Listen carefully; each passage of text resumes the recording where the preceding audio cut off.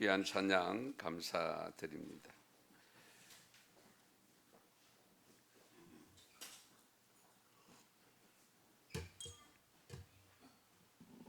혹시 여러분 가운데 신앙생활을 해오시는 가운데서 기적을 경험하신 적이 있는지요? 우리가 하나님을 경외하는 믿음을 갖다 보면 기적을 체험하기를 모두가 간구는 합니다. 그러나 그렇다고 해서 다 기적을 체험했다고 보기는 어렵습니다. 아직도 체험을 한번 해봤으면 하고 기적을 한번 남다른 기적을 체험해봤으면 하고 간구의 기도를 드리는 분들도 있을 줄 압니다. 그런데 기적이 자주 일어나면 기적이 아니죠. 자주 일어나면 기적이 아닙니다. 도저히 불가능하다고 여겼는데 일어날 때에 우리는 기적이 일어났다, 그렇게 표현을 합니다. 성경은요, 기적의 사건들로 구성이 되어 있습니다. 한번 잘 살펴보세요. 하나님이 말씀으로 창조한 것 자체가 기적이잖아요. 그보다 더 큰 기적이 어디 있겠어요? 무에서 유로 창조가 됐는데, 그것도 도구로 창조된 것이 아니고 말씀으로 창조됐는데, 그보다 더 큰 기적이 어디 있겠어요?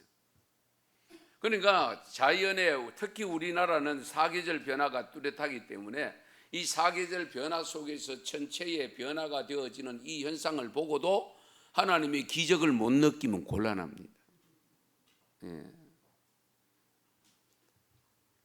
우리가 꽃을 바라보면요, 아무리 인간이 만들어 놓은 색상이 좋다 할지라도 물들어 가지고는 그렇게 만들 수가 없습니다. 그렇지 않습니까? 지금도 여기에 지금 강을 건넌 저 다리에 가면 양쪽에 노란 꽃이 있는데요, 아무리 봐도 신기해요.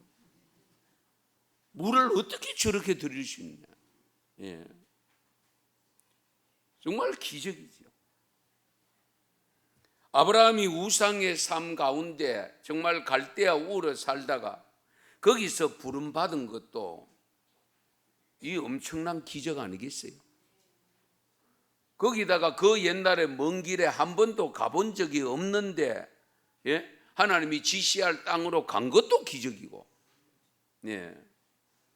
쉰둥이만 나도 기적인데 백세둥이를 낳았으니까 기적 아닙니까?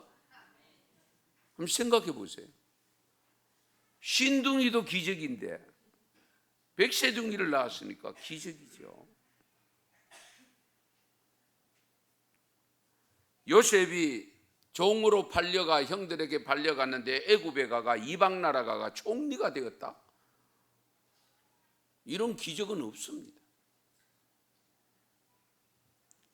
이스라엘 백성들이 430년 동안 애굽에 종사를 했음에도 불구하고 민족성을 잃지 아니하고 70명이 내려가서 장정만 60만 3,550명, 정확한 숫자, 장정만입니다. 남자들만입니다. 아이들, 부녀자들끼리 합하면은 200만 명은 좋게 된다고 표현하잖아요. 그 기적 아니겠어요?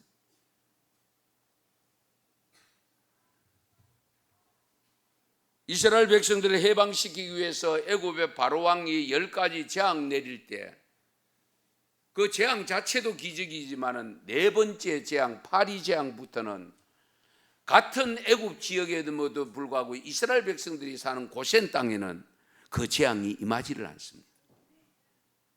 피해 가도록 만들죠. 이 기적이죠. 홍해가 갈라진 것도 기적이고, 선물을 단물로 만들어서 먹인 것도 기적이고, 땅에서 솟아나오도록 하는 것도 기적일 텐데 땅에서 솟아나온 것이 아니라 바위를 쳐서 물을 나게 만들어서 짐승도 먹고 사람도 마시게 한 것도 기적 중에 기적 아니겠습니까? 뿐만 아닙니다. 바벨탑을 쌓아 올리다가 자기들이 한번 하나님 앞에 도전해 보려고 했다가 하나님 앞에 언어로 말로 흩어져 버리니까 탑을 못 쌓잖아요. 그때부터 바벨탑 사건 때부터 언어가 이렇게 많아진 겁니다. 아시겠어요? 처음에는 언어가 하나였습니다.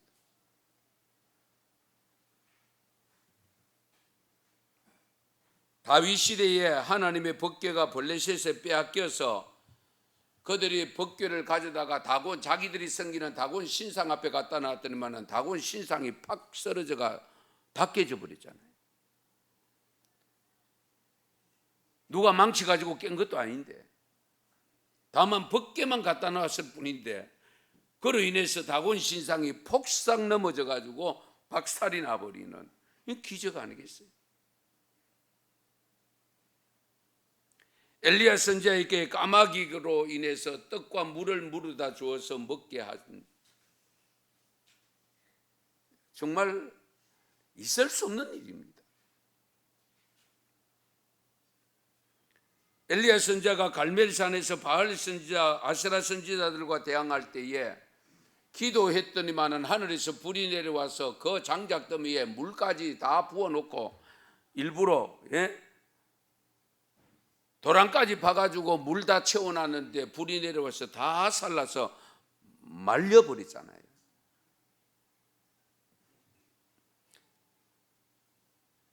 사레타 가부가 떡을 구워서 엘리야 선지자를 먼저 드렸을 때에 기근이 끝날 정도로 가루통에 가루가 떨어지지 아니하고 기름통에 기름이 떨어지지 아니하는 기적이 일어났습니다. 엘리사 선지자가 나만 장군의 문둥병 고칠 때에 어떻게 했습니까? 약을 발라줬습니까? 처방이 뭡니까? 요단강물에 가서 7번 씻어라. 우리나라 요단강보다 더 좋은 강이 있고 더 좋은 물이 있는데 이게 무슨 소리고? 그때의 제자들이 뭐라고 이야기합니까? 아이고 이곳까지 왔는데 이거보다 더한 거 씻기도 할 텐데 물에가 씻으라는데 지금까지 오면서 먼지 덮어진 거 얼만데. 그러니까 7번 씻었더니만은 어린아이 살결같이 되었더라. 할렐루야. 요나가 바다에 던져졌을 때 물고기 뱃속에 들어갔는데 뱃속에 들어가서 며칠 있었습니까? 3일 동안 있었는데 소화가 안 됐어요. 이해되십니까? 물고기 뱃속에 들어간 것도 기적이지만은 그 속에서 소화가 되어가지고 똥으로 배설물로 나와야 되는데 배설되지 아니하고 토하여 나왔다는 사실. 이런 기적을 보고도 못 믿으면 어떡하겠어요? 방법 없잖아요. 다니엘이 사자굴에 들어갔을 때 사자의 밥이 되지 아니하고 살아나온 것, 사드락과 메삭과 아벳느고가 7배나 더하는 풀무불 속에 집어넣었는데 머리털 하나도 타지 아니하고 살아나온 것. 아멘 좀 하이소.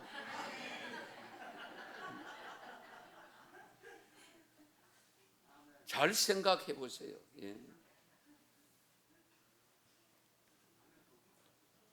신약시대 접어들면서 예수님이 행하신 이적과 기적은 말할 것도 없지요.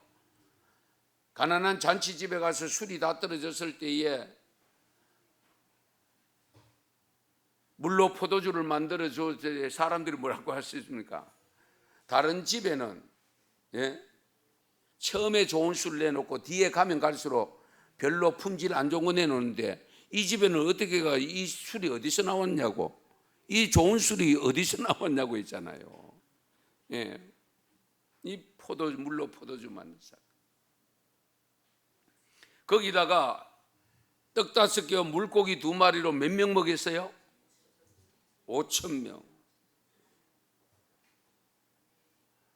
그리고도 부스러기를 거두니까 몇 광줄입니까? 광줄이가 어느 정도 큰지는 모르겠어요. 떡 7개와 물고기 2마리로 먹인 것이 4,000명 아닙니까? 죽은 나사로 살려냈습니다.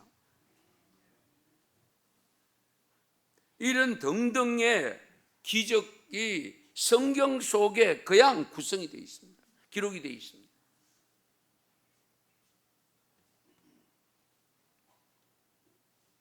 바람과 파도도 예수님께서 잔잔케 하셨고 물리로 걷기도 하셨고 야이로의 딸도 살린 사건이 있고 사도 바울이 유라굴로 광풍을 만나서 멜리데 섬에 들어갔을 때 독사에 물려가지고 사람들이 그 나라 원주민, 그 섬의 원주민들은 저 독사에 물리면 다 죽는다고 생각했는데 멀쩡하거든. 그러니까 그분들이 사도 바울을 안 모실 수가 없는 거예요. 성경 속에 기록된 기적은 그냥 나타난 것이 아니고요, 반드시 그만한 이유가 있습니다. 하나님께서 선한 목적을 가지고 나타낼 때가 많았는데 기적은 나의 뜻과 상관없이 일어나는 경우도 있지만은 대부분 특별한 목적과 뜻을 두고 기적이 일어나는 것을 볼 수가 있습니다.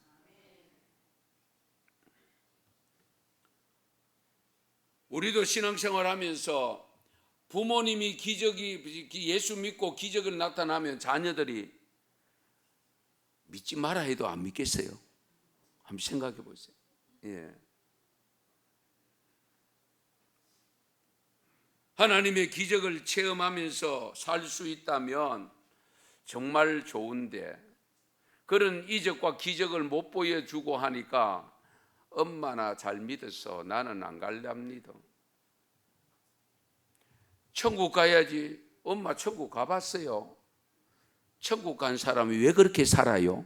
이 소리 들어가면서 사니까 문제지요. 예. 나의 믿음을 통해서 우리 자녀 손들에게 하나님의 기적을 체험하게 만들어야 될 책임이 우리에게 있는 거예요. 이 점을 아셔야 돼요. 예.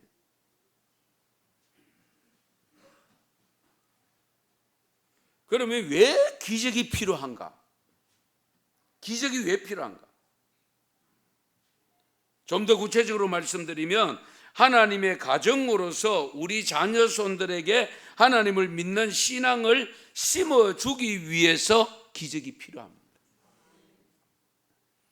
사실은 우리나라에서 해결하지 못하는 교자로 시작되는 문제가 두 가지 있는데 아세요?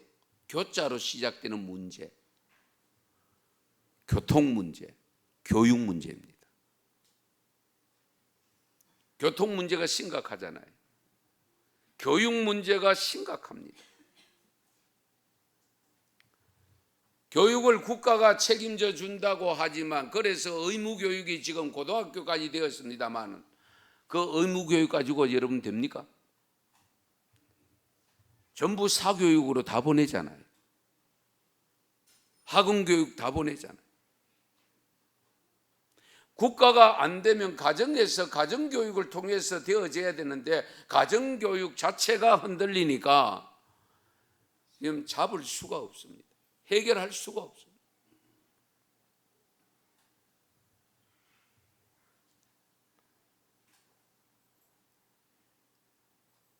미국의 유명한 무디 기념교회를 담임한 조지 스위팅이라고 하는 목사님이 계시는데요, 이렇게 표현했습니다. 현대 가정은 정원, 아름다운 정원보다는 정글로 가고 있다.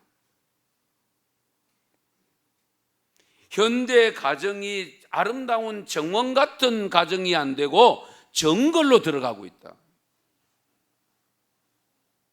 정글은 맹수들이 우글거리고 그 안에 식물은 제대로 살 수 없고 위험합니다.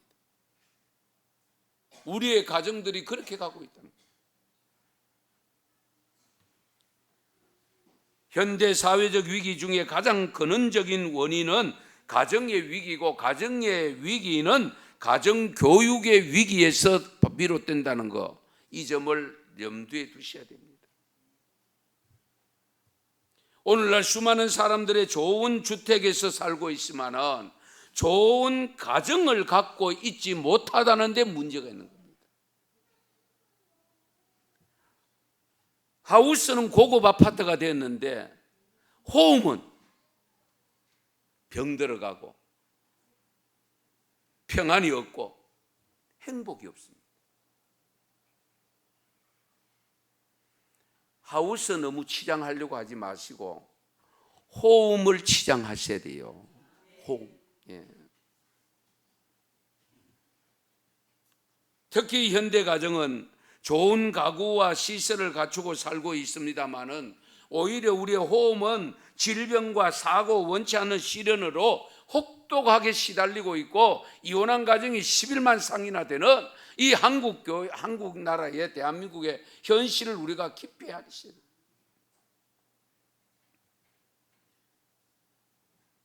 이런 현실에 살고 있는 성도 여러분에게 진정 필요한 게 뭡니까? 돈입니까? 집입니까? 건강입니까?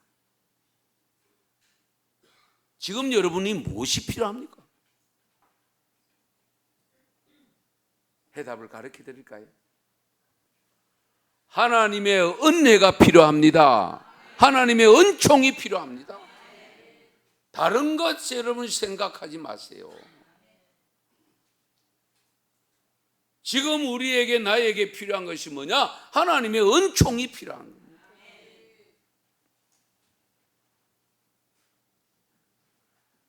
기적적인 하나님의 돌보심이 필요한 거예요. 기적적인 하나님의 돌보심. 성경에 나타나는 행복한 가정의 공통점 중에 하나가 있다면 그것은 곧 기적이 일어난 가정이라는 사실입니다. 기적이 일어난 가정.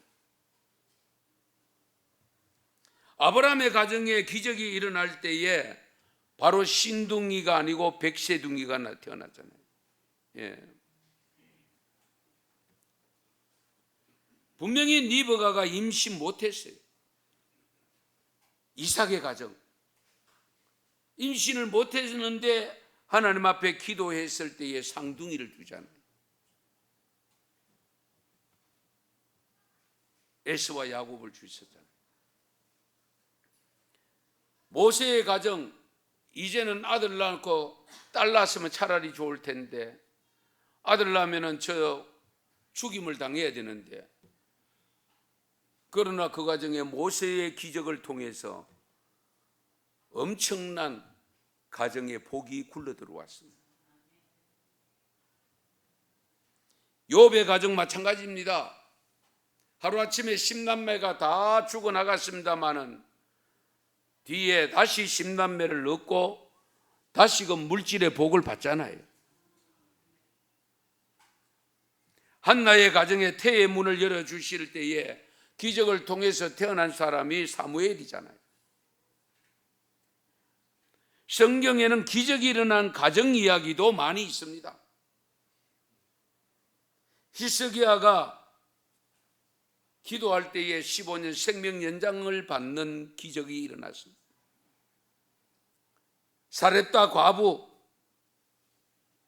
가정 이야기, 수넴 여인의 가정에 태의 문이 열려서 아들을 낳고 그 아들이 죽었다가 다시 살아나는 기적이 일어납니다.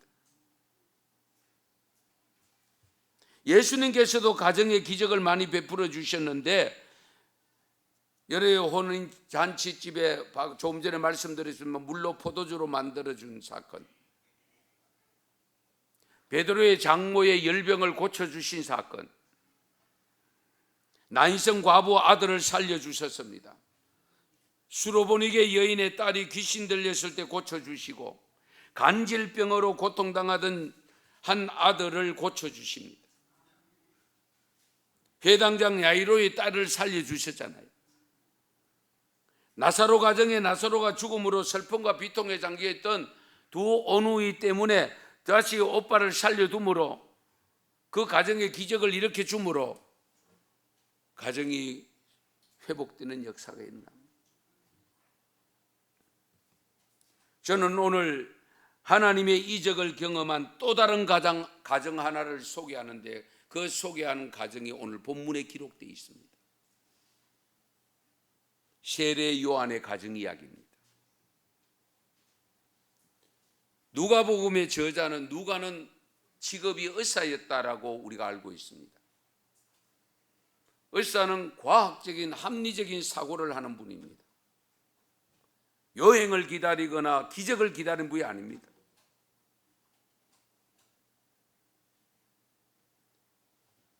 그런데 세례 요한의 부모는 사가랴, 엘리사벳인데요, 제사장 가정입니다. 부인 엘리사벳은 아이를 낳지 못하는데 애틋한 그늘 속에 살고 있는데 이미 나이가 많았다는 것을 기록합니다. 아기를 낳지 못하는데 이미 나이가 많다는 것은 무엇을 의미합니까? 더 이상 낳을 수 없다는 거잖아요. 아기를 낳지 못해서 안타까운데 나이가 많다. 이 말은 뭡니까? 이제는 낳고 싶어도 못 낳는다. 그 뜻이잖아요.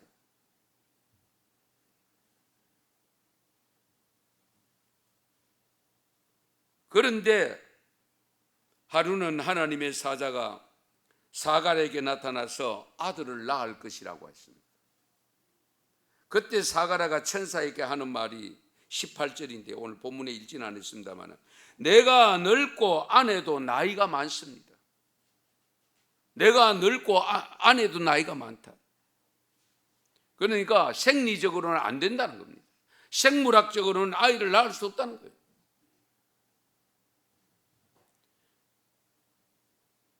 그런데 36절에 보면 본래는 수태할 수 없다고 하던 엘리사벳이 어린 아이를 가져서 6달이 되었다라고 기록합니다.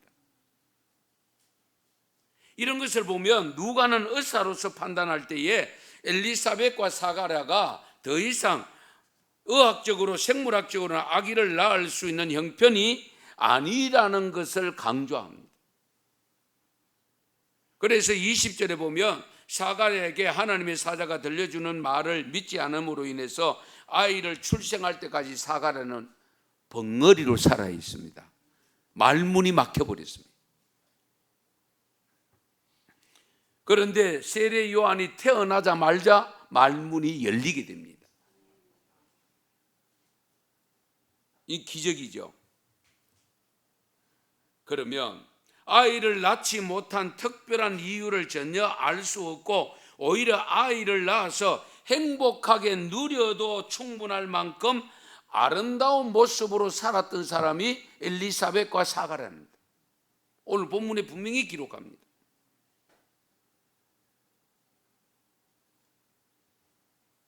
분명히 오늘 본문에 보면 이 사가랴와 엘리사벳은 의인으로 살았다고 했습니다. 모든 사람 앞에 본이 되는 삶을 살았다고 기록합니다.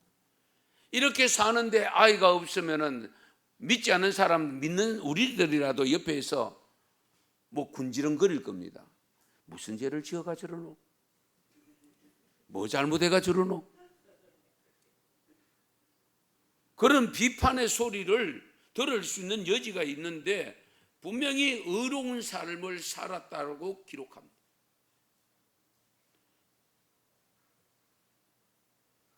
그런데요,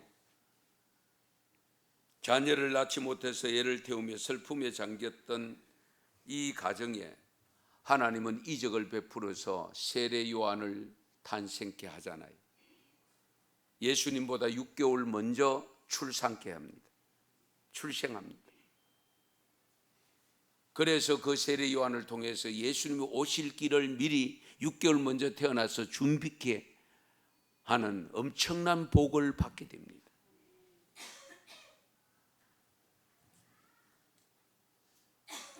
오늘 5절 말씀에 보면 사가랴는 제사장 가문의 아비야 반열의 후손이었고 엘리사벳은 베냐민 가문의 여성입니다. 그들의 결혼은 첫 출발부터 신성한 행진을 하고 있었음을 부각시켜 주고 있습니다. 이들의 결혼은 분명히 하나님께서 허무하게 기쁘게 신성한 결합이었다 하는 것을 알 수가 있습니다. 양 집안을 봐도 그렇고 삶을 봐도 그렇고 그렇잖아요. 오늘 우리 가정의 자녀들에게도 이런 거룩한 출발이 있으면 좋죠. 예. 모든 열매는 종자가 중요합니다. 종자. 예. 어떤 씨를 심느냐에 따라서 열매가 결정되잖아요. 그래서 여러분들은 농사를 안 지어본 분들은 그걸 잘 모르는데, 농사 지어보면 항상 이듬해 심을 씨앗은 좋은 걸로 준비해 놓습니다. 좋은 것. 예. 우리는 대부분 좋은 걸로 먹거리로 삼잖아요. 그렇죠? 그런데 농사 짓는 농부들은 좋은 것은 입에 들어가는 먹거리가 아니고 씨앗으로 둡니다. 왜? 종자가 중요하기 때문에. 우리가 신앙 중심의 결혼을 최우선시할 수 있는 그런 믿음을 가지고 여기 사가랴와 엘리사벳처럼 정말로 믿음의 가문 양가 집안에서 아름다운 신앙을 가지고 했었는데도 불구하고 아기가 없었다 했을 때에는 하나님의 특별한 뜻과 목적이 있음을 믿으시기 바랍니다. 어떤 아버지가 남자를 사귀고 있는 딸이 있었는데 그 딸에게 네 약혼자 재산이 얼마나 되느냐 물었습니다. 그러니까 이 딸이 그 아버지에게 뭐라고 대답을 했는가 하니까, 남자들은 다 똑같은가 봐요. 제 사귀는 남자는 네 아버지 재산이 얼마냐고 묻던데요.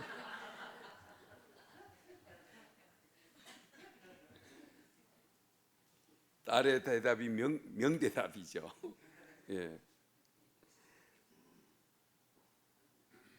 다니엘 영이라는 사람은 질적으로 행복해지는 가정의 8가지 요소 중에 첫 번째가 신앙이 있어야 된다라고 했습니다.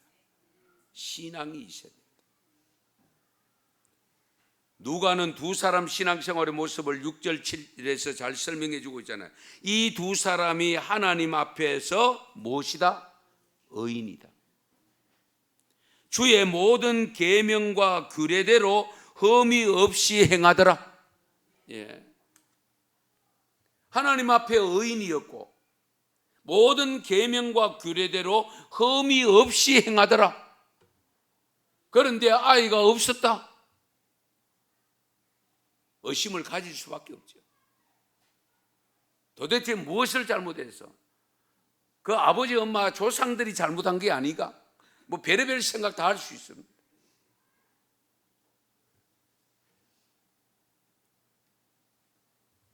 사랑하는 성도 여러분, 경건한 삶을 사는 가정에는 항상 놀라운 기적의 은총이 있음을 믿으시기 바랍니다.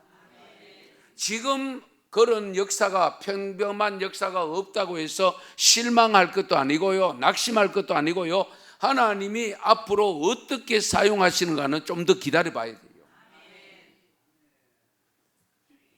하나님께서 믿음으로 사는 가정을 결코 방관하지 아니하시고 버리지 아니하신다는 사실을 기억하셔야 됩니다.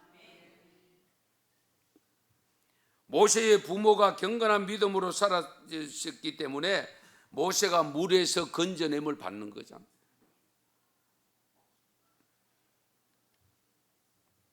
의인의 후손이 걸식함을 보지 못하였다고 시편 37편 25절에 말씀합니다. 시편 112편 1절에서 3절의 말씀, 이런 말씀이 있습니다. 할렐루야! 여호와를 경외하며 그 계명을 크게 즐거워하는 자는 복이 있도다. 그 후손이 땅에서 강성하며 정직자의 후대가 복이 있으리로다.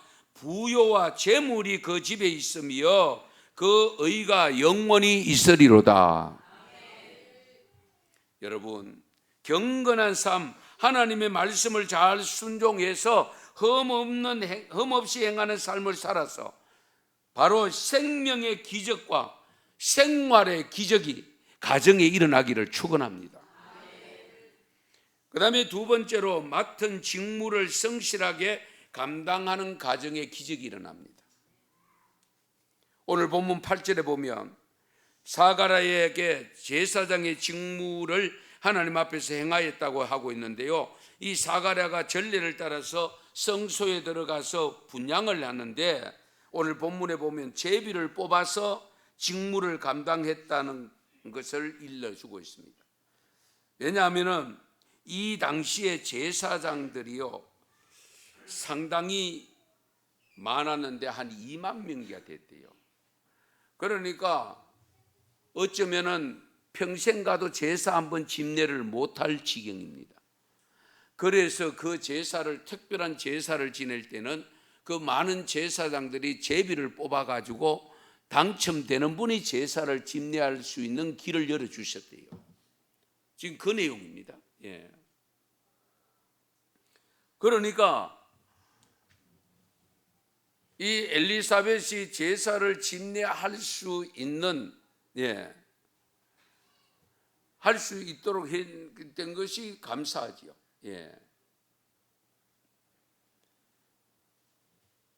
그래서 제사를 집례하는데 오늘 말씀의 내용을 여러분 다 읽어보면 전부 뒤에 있는 제사를 기다리는 분들은 기도하고 있었더라고 했습니다. 기도하고.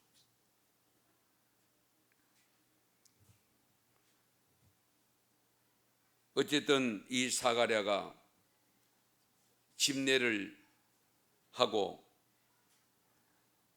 그 집례를 다 끝냈을 때에 놀라운 아들 있다는 것을 하나님으로부터 약속을 받습니다.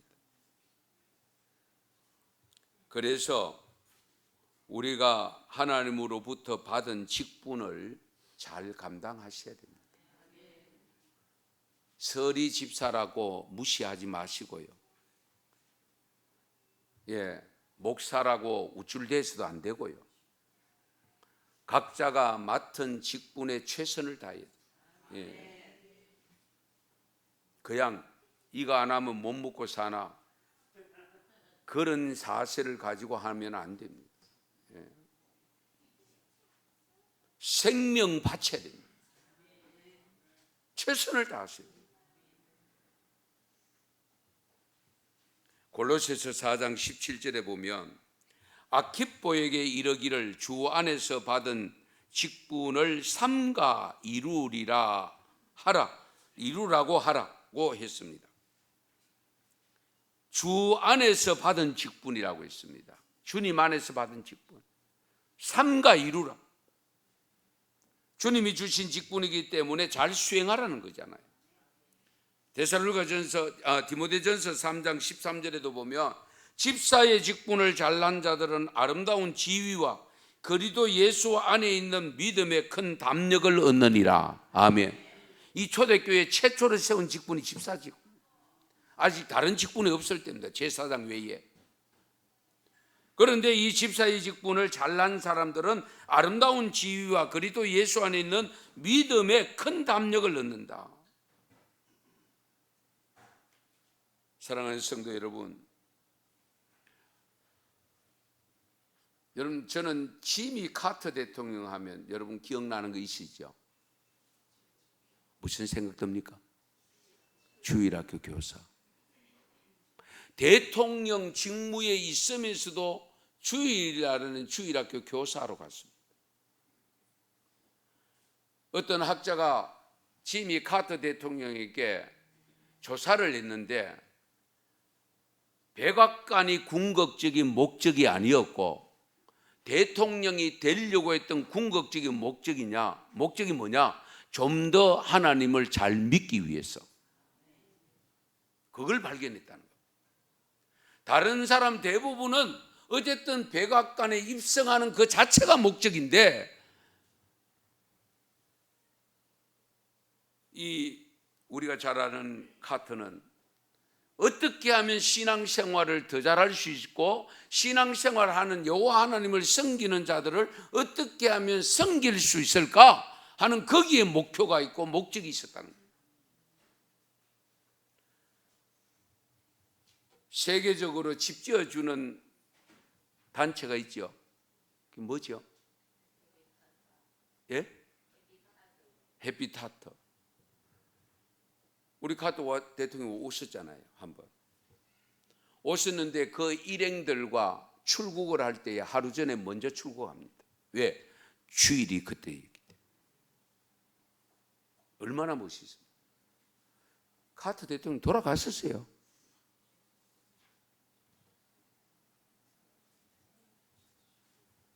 (23년) 출생입니다. 아직 살아 계십니다.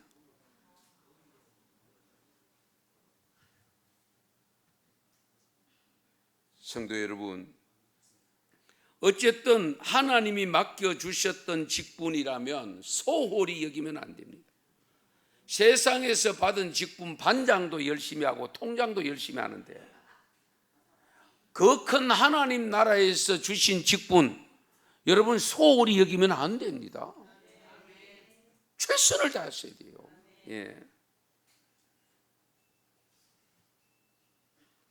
아무쪼록 하나님이 여러분에게 주신 직분을 성실하게 잘 감당하셔서 하나님의 기적을 체험하는 여러분 개인과 가정이 될 수 있기를 축원합니다. 그 다음에 세 번째, 기적을 일으키는 가정은 어떤 가정이냐? 기도하는 가정입니다. 기도하는 가정. 예. 어떤 분이 가정은 빙산과 같다고 비유를 했습니다. 왜 그런 비유를 했냐? 빙산은 물리에서 보이는 것보다 물 밑에 가라앉아 있는 것이 훨씬 더 많잖아요. 거의 한 90% 됩니다. 왜 가정을 빙산에 비했느냐? 가정 안에 들어가 보면 멀쩡해 보이는데 들어가 보면 문제가 너무 많아. 문제투성이야. 그것을 비유할 때 빙산으로 비유한 겁니다. 여러분, 감히 말씀드립니다마는 기도하셔야 됩니다.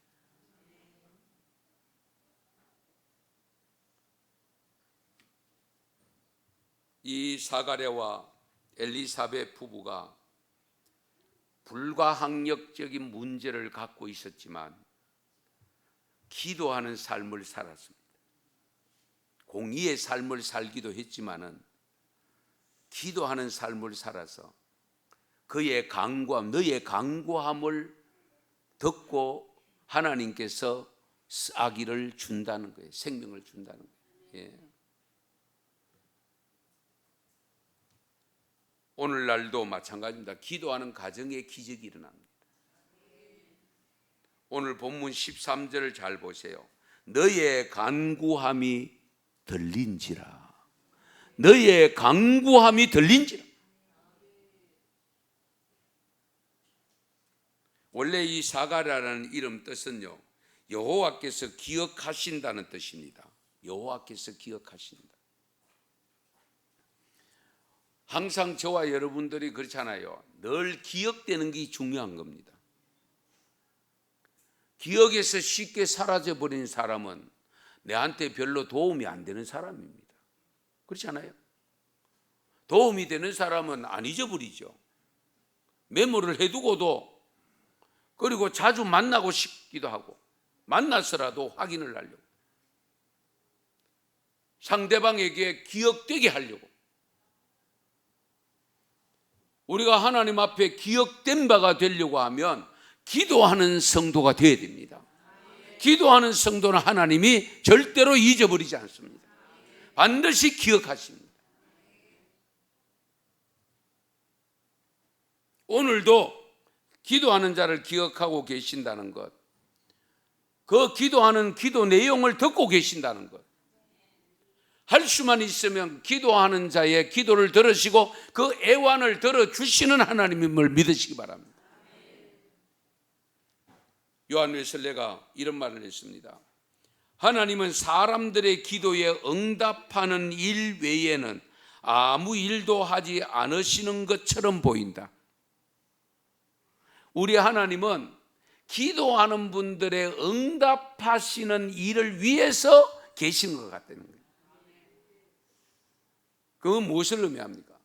기도하는 것은 하나님이 다 듣고 계신다는 것이고, 할 수만 있으면 응답해 주시려고 준비하고 계시는 하나님이라는 거예요. 예. 성도 여러분, 이 세상에는 기도가 불가능한 장소, 기도가 불가능한 상황은 결코 존재하지 않습니다. 감옥에 들어가도 기도는 할 수 있습니다. 아무리 일이 바빠도 그 일하면서도 기도할 수 있습니다. 그렇지 않아요?